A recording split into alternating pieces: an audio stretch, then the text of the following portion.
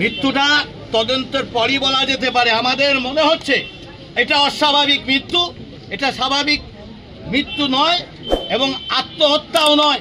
পেছনে কারণ আছে। আত্মহত্যা যদি করেও থাকে, হঠাৎ সে আত্মহত্যা করলো কেন, তার পেছনেও একটা বিষয় ঘটনা আছে। তাই সেই অপরাধীকেও ধরার ব্যবস্থা থাকে।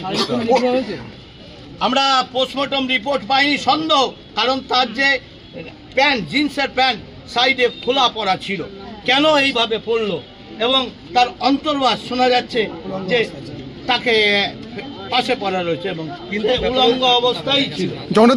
পরিবারকে অভিযোগ করেছে, পরিবার অভিযোগ অস্বাভাবিক মৃত্যু। তার পুলিশ ডেকে তারা স্বাভাবিক তার বাড়ি থেকে যেটুকু বেরিয়েছে সে সময় তথ্য দিয়ে তিনি তার বোনের হত্যার পেছনে কারণ আছে, অপরাধী ধরার জন্য স্বাভাবিক একটা এফআইআর করেছে। পরিবারের সাথে কথা বললেন আপনারা? পরিবারের সঙ্গে কথা বললাম।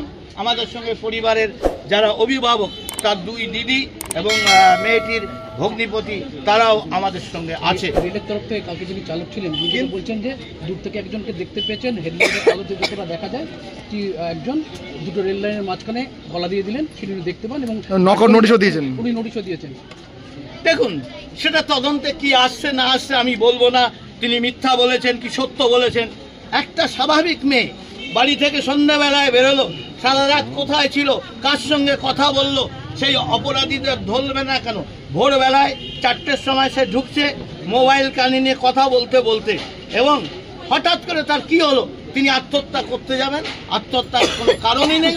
তাই আত্মহত্যা যদি করেও তার পেছনে কি কারণ, সেই অপরাধীকেও ধরে তার শাস্তি। নিরাপত্তা নেই জনগণেরই, আজকে নিরাপত্তা কোথায় নেই। মমতা ব্যানার্জি মুখ্যমন্ত্রী, তার অধ্যত্ত আচরণ, তার কথাবার্তার ব্যবহার মানুষকে আজকে অসহায় করে তুলেছে, তাই তারা রাস্তায় নেমেছে।